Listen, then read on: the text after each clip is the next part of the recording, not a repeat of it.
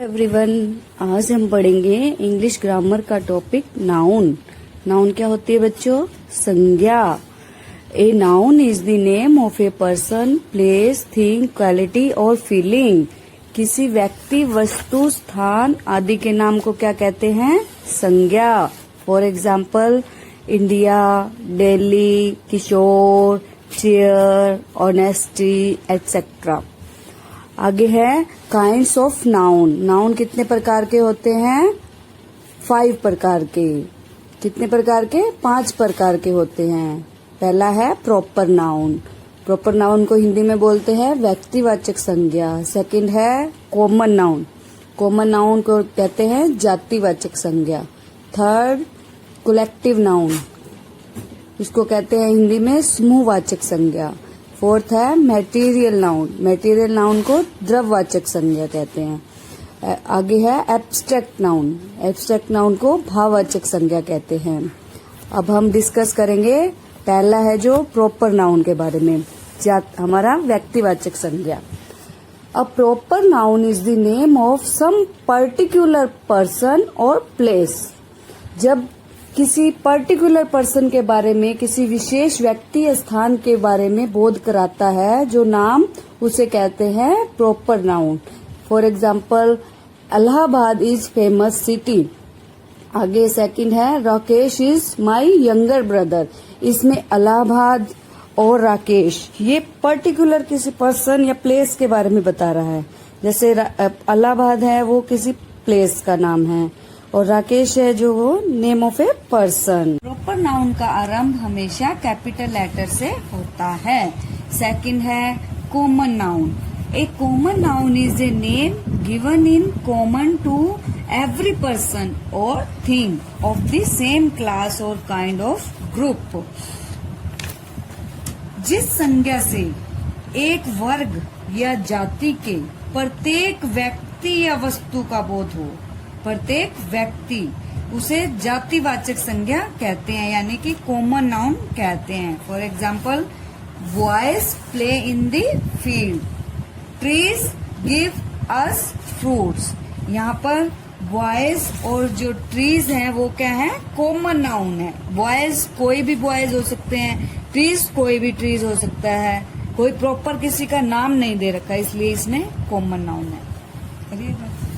Collective noun. Collective noun के जैसे नाम से ही समझ में आ रहा है कि समूहवाचक संज्ञा। एक collective noun is the name of a number या कलेक्शन ऑफ पर्सन्स और things taken together as well as spoken of as one whole. जिस संज्ञा से एक ही प्रकार की वस्तुओं या व्यक्तियों के ग्रुप का बोध हो, यानी कि समूह का बोध हो, उसे कलेक्टिव नाउन कहते हैं। जैसे कि our team won the match, Rakesh is the monitor of my class. इसमें बताया गया कि आवर टीम यानी कि हमारी पूरी टीम जो है वो मैच जीत चुकी है, इसलिए इसमें कलेक्टिव नाउन है। फोर्थ है हमारा मटेरियल नाउन, यानी कि पदार्थवाचक संज्ञा। A material noun denotes the matter or material of which things are made, यानी कि ऐसे पदार्थ जो भूमि से निकाले जाने वाले खनिज जिनसे किसी दूसरी वस्तु का निर्माण किया जा सकता है, उसे पदार्थवाचक संज्ञा यानी कि मटेरियल नाउन कहते हैं। जैसे copper, brass, silver, iron, water, milk, wood etcetera. For example Gold is a precious metal. Table is made of wood. इसमें गोल्ड और वुड के बारे में बताया गया है कि गोल्ड जो है वो एक कीमती धातु है और जो टेबल है वो लकड़ी से बनाई जाती है।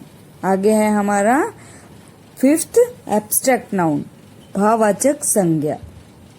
An abstract noun is usually or generally the name of quality, action or state considered apart from the object to which it belongs.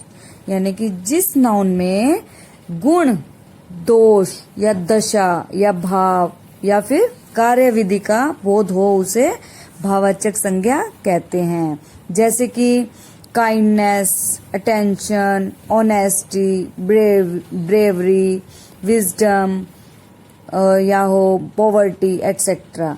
For example laughter, laughter क्या है? Laughter is the best medicine. जो हंसना है वो एक best medicine है। और honesty is the best policy, ईमानदारी जो है वो सबसे अच्छी नीति है।